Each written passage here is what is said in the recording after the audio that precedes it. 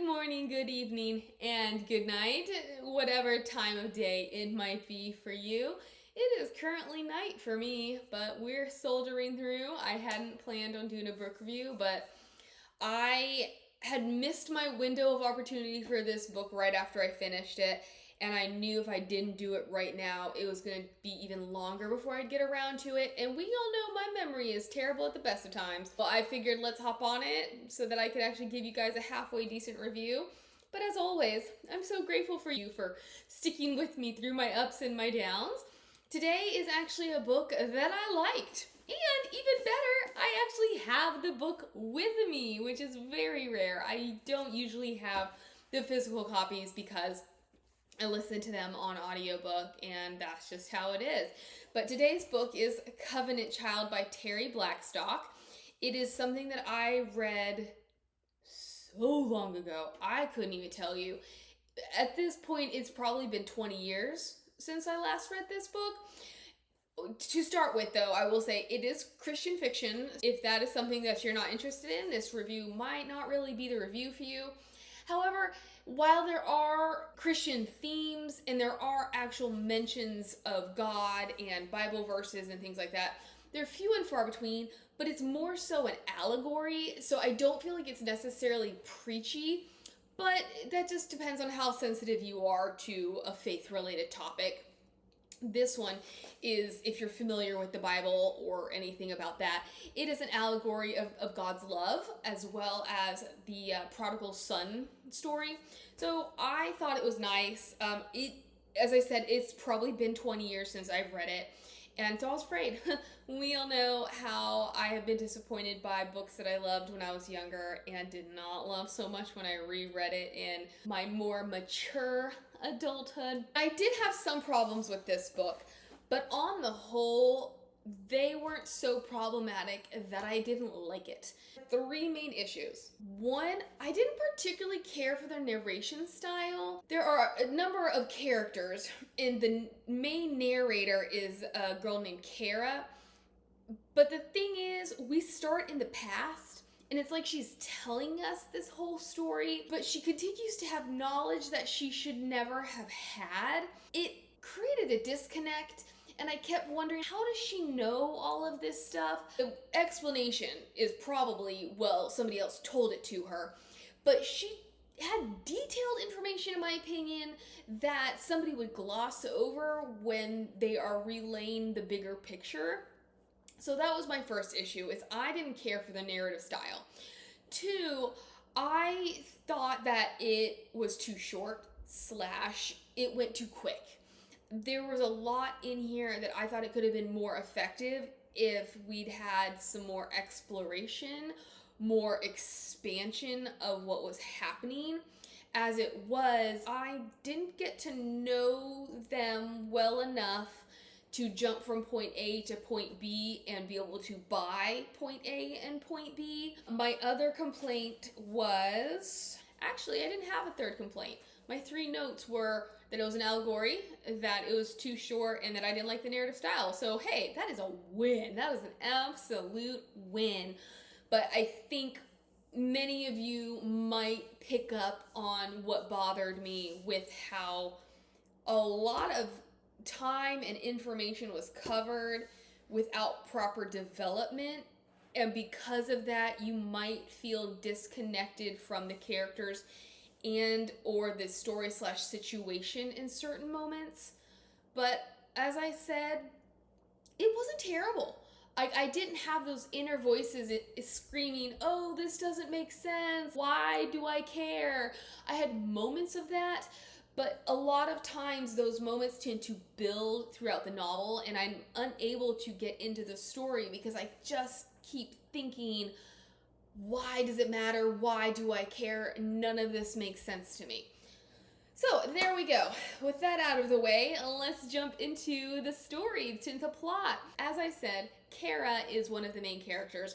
Her twin sister is named Lizzie, and they are known as the Billionaire Babies. And why are they known as the Billionaire Babies? Well, we've got to get back into that omniscient narrative stance in which she tells us how her parents met and married when they were young. Her mother was a teenage runaway. Her father was the son of a billionaire.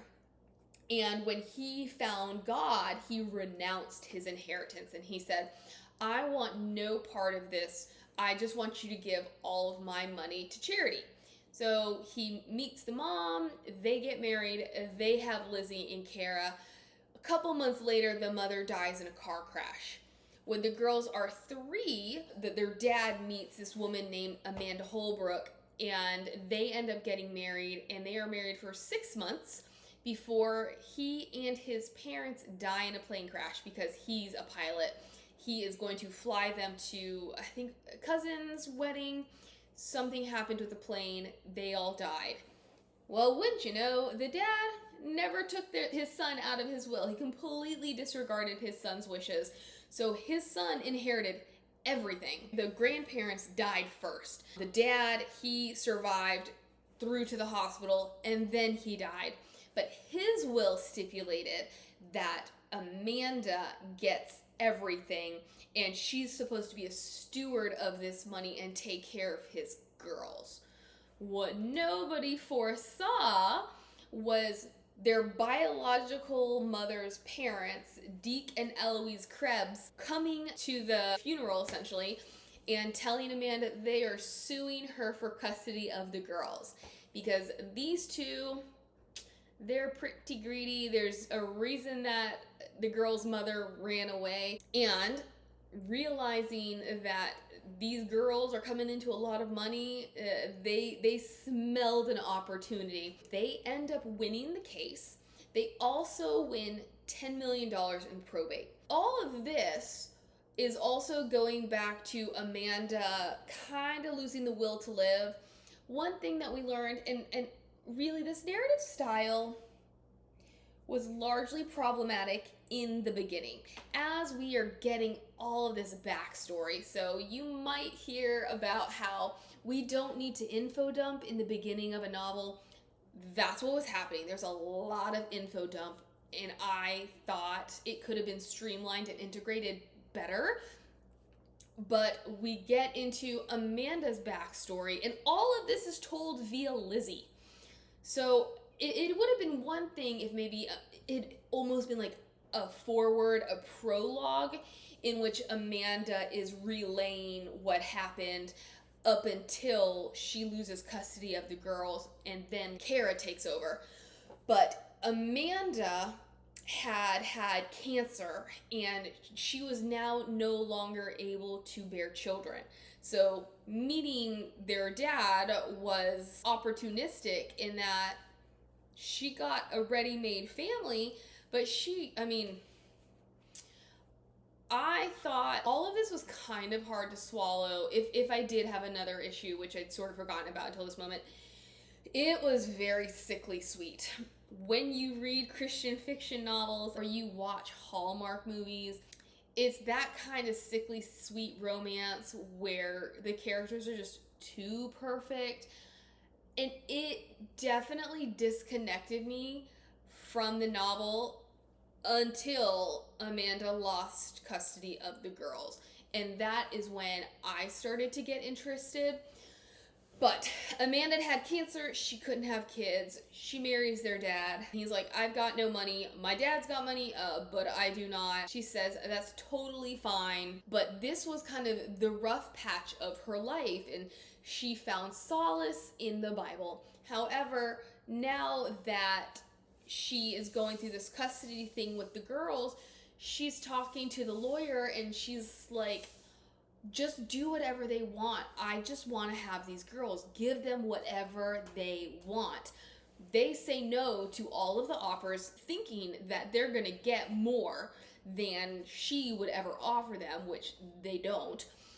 But at a certain point, she's just like, I don't care anymore. Give them whatever they want. And what he says is, your husband left you to care for them. And even though you can't care for them now, that doesn't mean you can't prepare a future for them, which means she's also inherited the business, because things went so fast. I think really what's trying to be conveyed here is, even though it says that this business has gone downhill in the last couple months since the patriarch died, personally, I feel like problems started beforehand. And if we're gonna go back to the whole money is the root of evil, greed is gonna destroy you, I feel like there were problems before. And obviously, without good leadership, it's just become an even worse problem. And so he says, why don't you take over this business? I know you don't want to. I know you don't feel worthy, but this business needs someone like you. So why don't you take over this business, make sure it's the right kind of business for when these girls come of age, and set up a future for them when they come home. She decides, I guess that's what's gonna happen. Sometime during all of this, Deke and Eloise file a restraining order against her, and so she is not actually allowed to even see the girls. I guess because she's so wealthy, I mean, she does hire a private investigator, and because of this, this is how she's able to keep tabs on them throughout their upbringing. I thought it was kind of weird. Like, there's one instance where the girls, they dropped out of school already, but they like to get drunk and go to football games and just cause general mayhem. And at one point, Kara looks up into the stands and she sees Amanda there. I thought that was kind of weird, like a football game of all places. I mean, I could see maybe at work, or maybe like sitting in the car down the street from their house, or like outside of school, but how did she know they were going to be at this football game when they dropped out of school? Whatever, it doesn't really matter. But I did feel like that there were some really odd moments of where she would pop up. To me, it just didn't align with why she would be there or how she would be there. But she does. She keeps an eye on them. She makes sure everything's okay. As I said, the Krebses are ne'er-do-wells, and they have a serious gambling problem. So they win $10 million thinking that they're gonna be kings. And I believe it's like $300,000 a year is what's allocated to them. So yeah, they go to the casinos and they live it up, and they basically lose everything right away. And they essentially do this every single year with the money. Like, the girls get none of it. They gamble it away to a point that, one, Deke has to go back to work. And I think he goes back to work after the first installment. And they live in this tiny little town in Mississippi called Barton, where you either work at a paper mill or like a chicken factory. So the whole place smells. They can't even pay the mortgage on their home anymore. So they have to move into a trailer. All this, let's go back to the fact that they get home with the Krebses and they are frightened.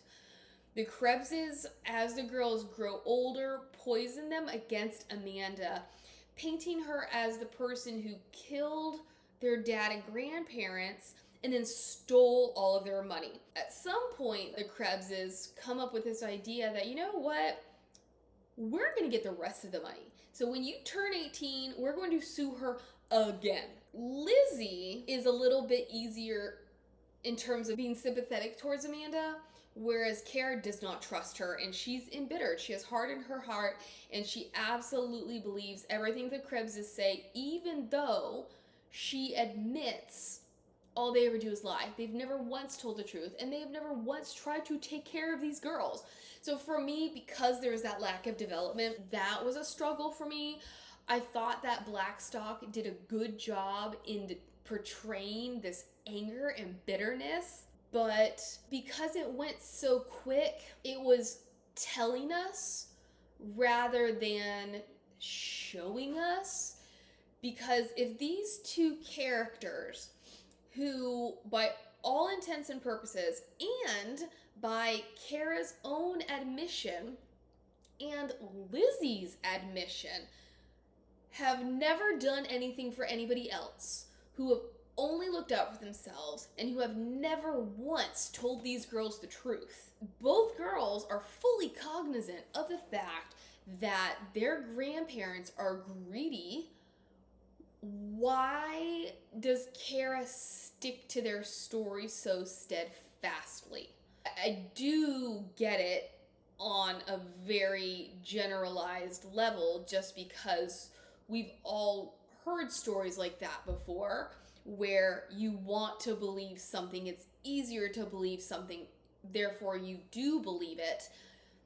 But for the purpose of the storytelling, I wish Blackstock had taken more time to develop that. Anyways, the girls live basically in poverty. The whole town is on the poverty line, but these two particularly get made fun of. There is a moment where Amanda does drop off some birthday gifts for them, and it's these beautiful dolls. Their grandparents try to take them away. They were going to sell them and make some money because they're worth something, but then they come into a little bit of money, so they buy them back, and the girls get to keep them.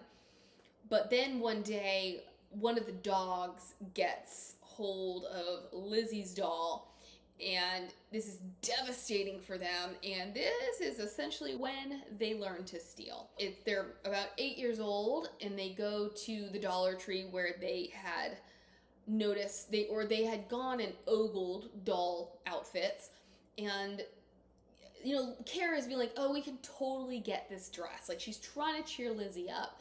And Lizzie is being a lot more rational about the whole idea. She's like, we're not going to be able to afford it.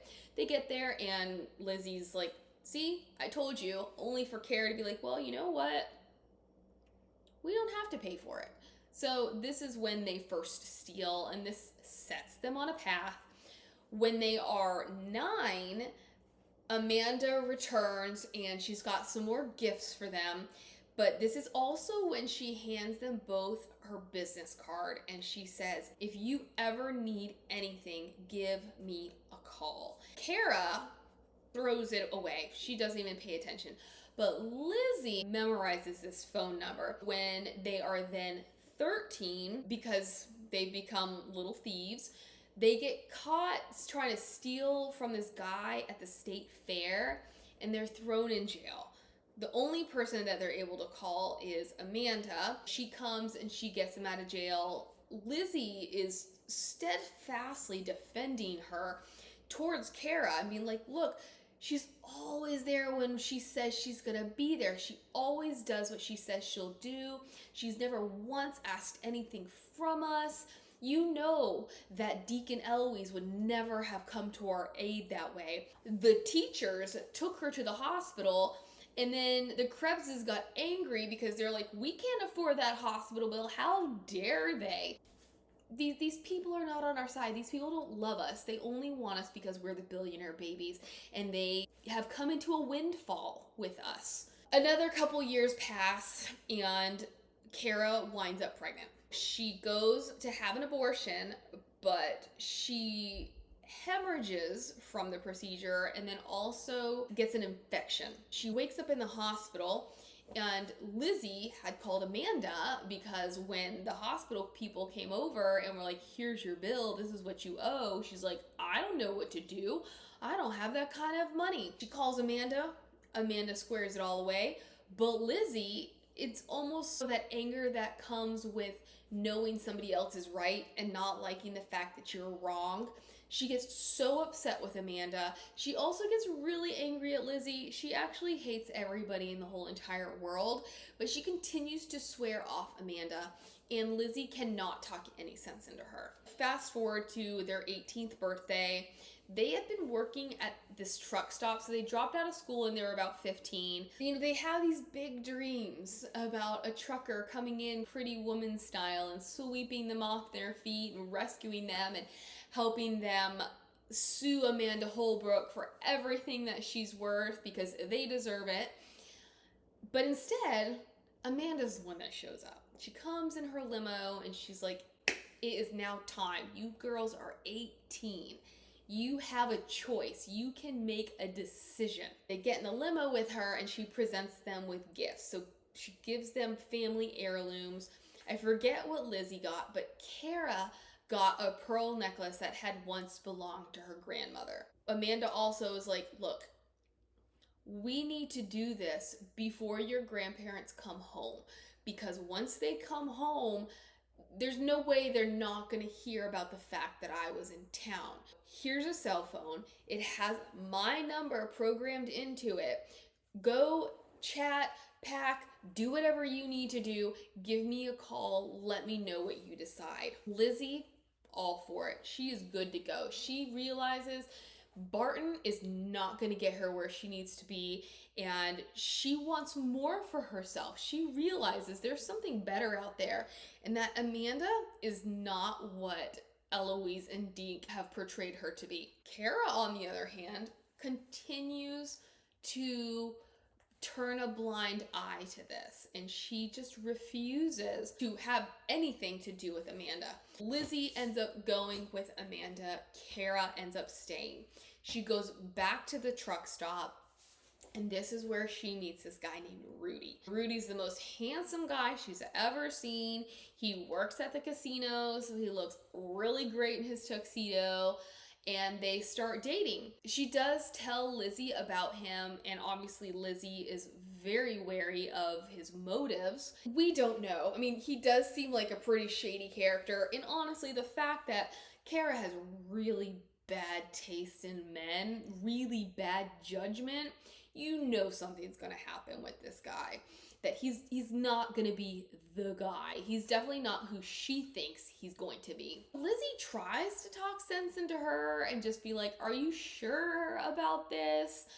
She continues to try to entreat Kara and let her know about all the good things, but all Kara hears is, you had to get your GED, you have to live by all of these rules. That just doesn't sound like a great life. Why would you want to do that? And Lizzie's like, it's actually better than anything I've ever had before. Structure is nice. She's trying to help me. I have to learn some things first, but in the end, this is all gonna be mine. This is all gonna be ours. I want you to join me. Yeah, Kara won't have any of it, so she continues on with Rudy. And then, like I said, she's 18. She has to break the news to Deke and Eloise that Lizzie has flown the coop, but she's still game for suing Amanda Holbrook. They find the lawyer who had helped them the first time around, and he has fallen on some hard times himself, so we're just like, oh, how's this gonna work out? And what he says is, I will help you, but I need a retainer, and I want 40% of whatever we win. Of course, Deke and Eloise are like, well, you didn't need a retainer before. And he's like, well, I also wasn't working in a strip mall before. It's just so funny, and not in a humorous way, but in an interesting, intriguing way, where she's constantly acknowledging how greedy her grandparents are, and how they're only nice to her when they think that they're gonna get something from her. But even in all of this, so as terrible of guardians as they've been, they're expecting a cut of the money because they raised her and Lizzie, whatever that means to them. Now, okay, they take her to this lawyer, and who's gonna pay the $1,000? She is, but they are going to get the money. They're great antagonists. I do love to hate them. So Blackstock did a great job with her characterizations. I just wish we'd had a little bit more. But now she's like, I don't know if I can afford that, because she and Lizzie knew that they had to hide their money or else their grandparents were going to steal it. So they had made a certain amount. They're able to talk the lawyer down to 500, 700, something like that. And she's like, oh, I don't have that much money, so I'm just gonna go to work. I'm gonna make the rest of the money. But Rudy is like, why? You should not have to pay him a retainer. That is unethical. He is not going to be a good lawyer for you. I've got somebody else that I know. He takes her to see this guy, and this guy is legit. He's in a really nice office. He's super professional. He listens to what they have to say, and then he looks at her, and he's like, you don't have a case. Anything that you guys were gonna get was settled in probate when you were little. The only case you might have now is damages. But the only people here who would be guilty of that are your grandparents. Like, Amanda has had nothing to do with you in 15 years, so you can't sue her for damages. Kara's like, oh, but she stole my money. And he's like, but no, she didn't. She was left this money by your dad.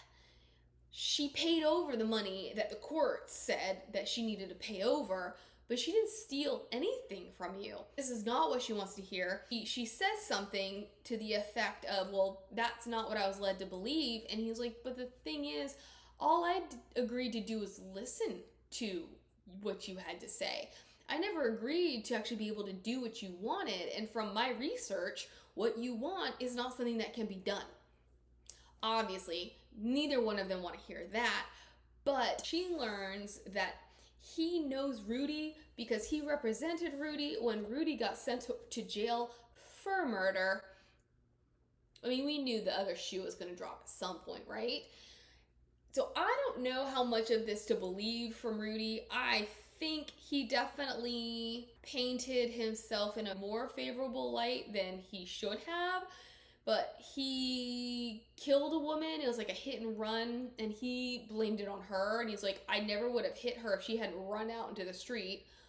I think it was probably more in depth than that. Personally, I think the circumstances were either road rage or he was drunk. So he ended up hitting and killing somebody while behind the wheel. When she met him, he had recently been released. He'd been in jail for like 7 years.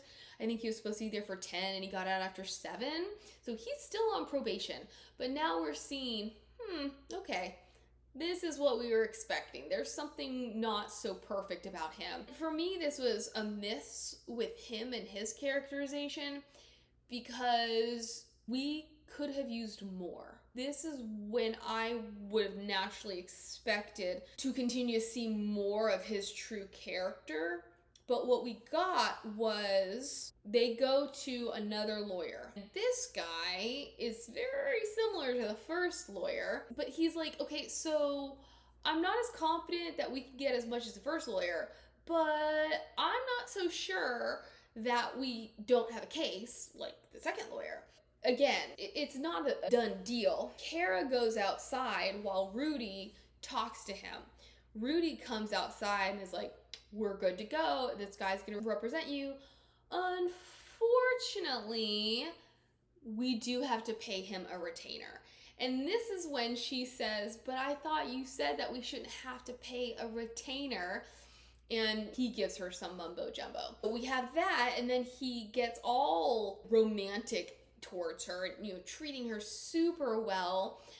And then he proposes to her, and she's like, absolutely. And he's like, why even wait? Let's do it next weekend. And she's like, absolutely. And on some level, I get it, because she's in a bad situation, and he's her escape. She is blind to the fact that he is not her knight in shining armor, but she wants him to be her knight in shining armor. Ergo, he is going to save her from her grandparents. Grandparents not very happy about this, and they're like, can't you marry him after we sue? And they don't even know that she signed on with another lawyer. They still think they're in for a cut. But they're also like, yeah, and we're even able to talk him down even lower. He's like, I'm gonna go to work, but like on my way to work, if you want to give me the money, I will go and give it to this lawyer. Everything's squared away, and I'm actually 100% expecting him to have just thieved this money from her, and that they're not actually going to be represented by this lawyer. No, he was going to represent her. He might not have been the cream of the crop, but he, was a legit lawyer doing what he could for her. She calls Lizzie, and Lizzie's like, this is not a good idea. Why are you doing it so fast? I don't think he's trustworthy. Are you sure this is a good idea? Kara convinces her it's what I want to do. It's gonna happen, and I really want/need you to be there. She breaks the news to the Krebs, and they're not happy either because, again, this is somebody who is going to compete with them for money. But they turn on that sugary sweet charm, and they're like, oh, but this is just not the way that we expected it. And she's like, we? What do you mean we? You walking me down the aisle? Are you serious? Of course, at this point, it's also where Eloise is like, we're shopping for wedding dresses, but you're paying for it. They find this yellow sundress thing that she is not impressed with, but it's the most that they can afford, even though Eloise definitely finds something far more expensive for herself. And it's not what she's envisioned. She's always envisioned like a fairy tale wedding for herself, and none of that is happening. Well, thankfully, Lizzie shows up, and Lizzie had like a coming out party of sorts, and she brings the dress, this really beautiful ivory gown sort of thing for Kara to wear, and she also brings this beautiful veil, and she treats her to this luxury hotel suite for the night before. We overhear a combo between herself and Rudy where she's like vetting him. He doesn't seem to care for her too much. One, on the surface, she could probably come off as snooty. Personally, I just choose to believe that he recognized that she was not someone to be trifled with. She's not someone that he was going to be able to fool, and she was essentially a threat to his being able to marry Kara. Whatever the case, they get married at the courthouse. Kara had sold or pawned the pearl necklace in order to get the remainder of the money for the lawyer. But then Lizzie gives her a matching pearl bracelet, and this is when she says, well, where's the necklace? And Lizzie says, oh, I pawned it. This is something that frustrated me with Lizzie because you knew she was a smart girl. But Blackstock always had her making really dumb decisions. Case in point with the necklace, where she knew it was worth a pretty penny. But what she needed was $1,000 for this retaining fee. She tells the pawnbroker, who she knows, well, I need at least this much money. And so, of course, he's going to jump on that. And she immediately recognizes her mistake, only for her to not even try to fight back about getting more. And then he doesn't even give her 1,000. He gives her 500. I think she did say something about 500 as well. I think she was like, oh, well, I need $1,000 for this. However, this is how much I have, so this is really just what I need. Where's that feisty redhead that we've experienced this entire novel? This girl who doesn't want to listen to anybody because she knows or she thinks that she's right. Why aren't you getting what you know, think, feel, want is what you deserve? And Lizzie goes, well, that was a really dumb idea. If anything, you should have taken it to a jeweler. A jeweler would have given you more money. Here's your bracelet. I really hope that you do not pawn this, but if you do have to sell it, please take it to a jeweler. The wedding happens, and Rudy, he just flips a switch. They have been gifted one night at the casino hotel. They're talking about this bracelet, and he's just like, I think we should pawn it. And she's like, but I really don't want to. I want to keep it. He automatically flips a switch. He will not look at her, touch her, pay her any attention. The entire evening after the wedding, he gets really drunk and he just, loses money at the tables. That night, he won't touch her. She's not feeling much like a bride. The next morning, again, cold shoulder, and he's like, well, we've got to go because I can't afford this room for an actual day or night. I also have to get to work. And she's like, but I took off a couple of days. This is our honeymoon. He's like, why would you do that? That's so dumb. We need the money. She gets home. She starts unpacking her suitcase and finds that the bracelet is missing. She calls him. And he's like, yeah, I took it and I pawned it. And she's like, you pawned it? And he's like, yeah, I pawned it. And she's like, well, where's the money? He's like, with me. They go to dinner.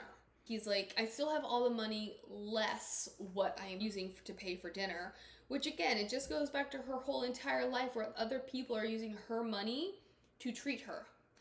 Life trials of the rich and famous, right? She's at the table while he goes to do something, and the lawyer comes up and she's just thanking him for taking the case. Hope the money that they paid was enough or whatever. And he's like, what money? Now she realizes that Rudy has stolen her initial $1,000 and he has sold this bracelet against her wishes, and he has that money. They get home, they have a really bad argument in which he starts to get physical with her and he beats her to a pulp. She's able to smash a lamp over his head and she escapes. Where does she go? Eloise and Deke. So I get it. For the sake of the story, we need this. Where's that smart girl who recognizes that these are not healthy people to have in her life? These are not people who will help her, who will rescue her, who will save her from this man.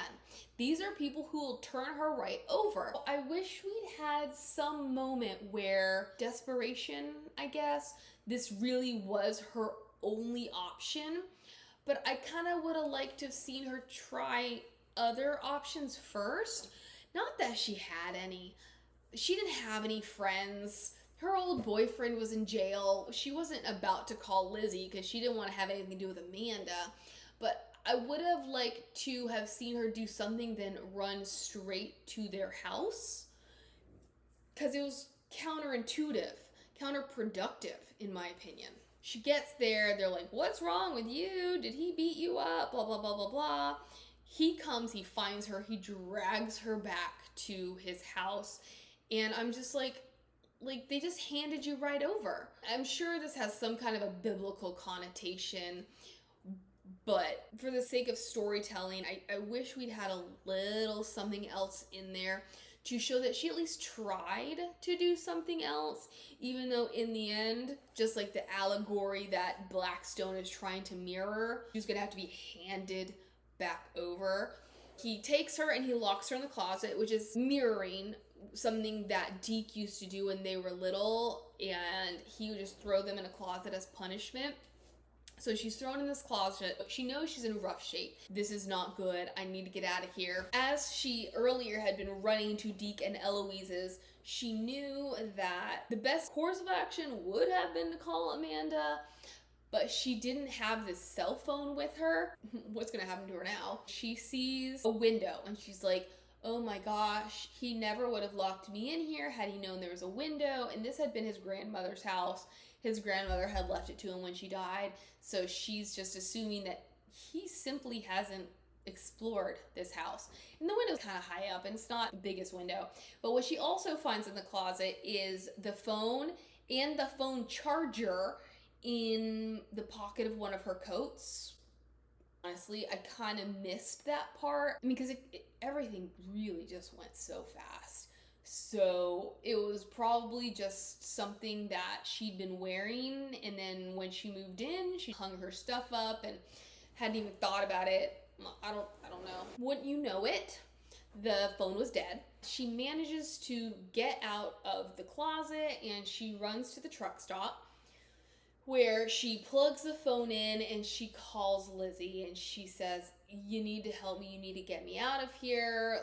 Lizzie's like, well, where are you? And then Kara is like, oh my gosh, that's Rudy. So she pulls the plug out, the phone dies, and it is indeed Rudy, which I thought was strange that he got there so fast because he had been in the living room and he like fallen asleep in front of the TV or something. So again, I get it. It's for the purpose of the story, but I was like, what?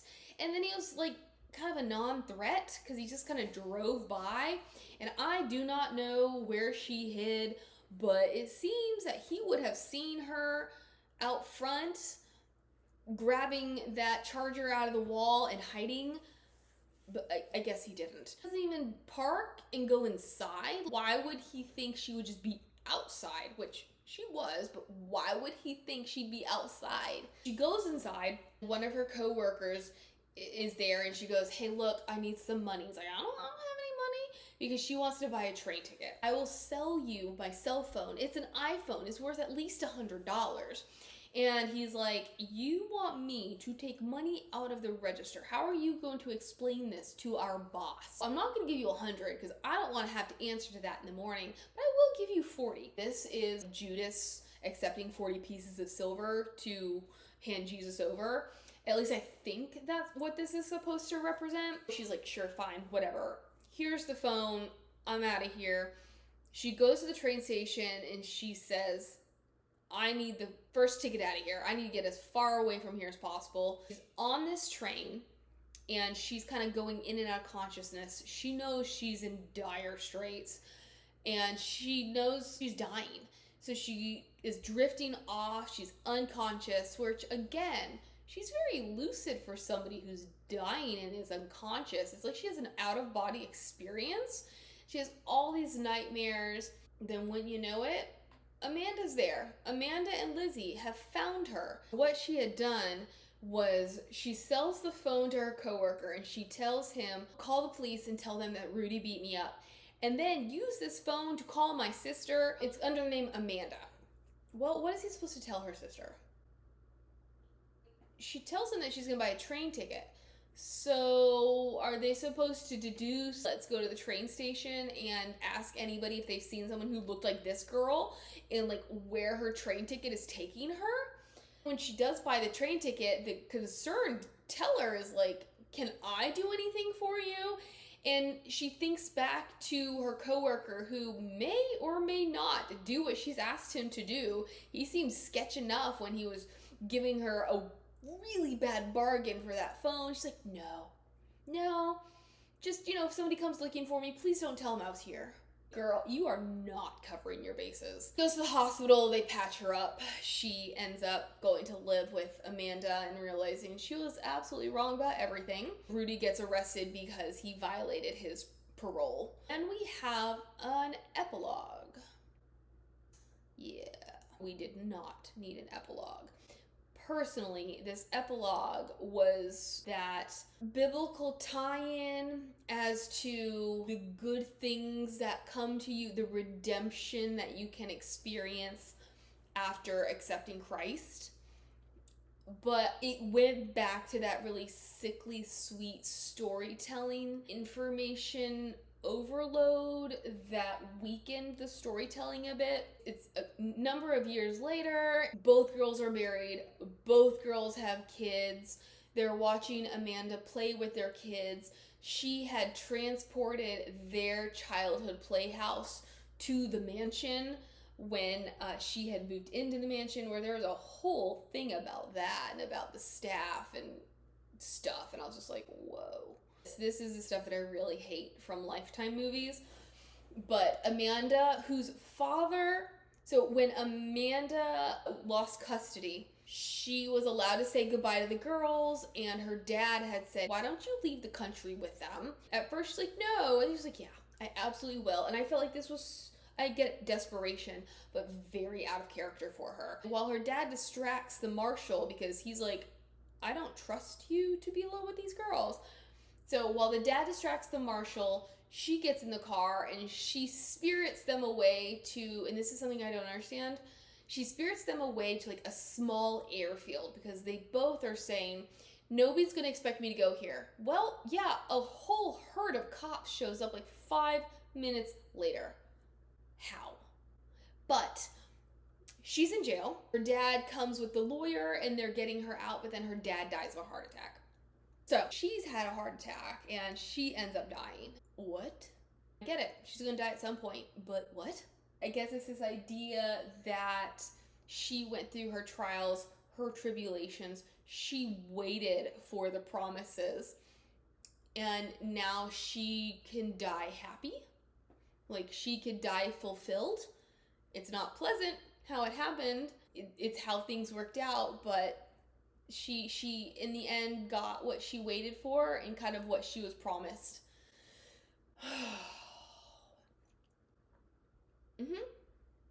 Yeah, sort of tailed off with what I was going for with Rudy in how he, we learn the truth about him spending time in jail, and we get him kind of love bombing her, and then all of a sudden he's flipped this switch and he wants nothing to do with her.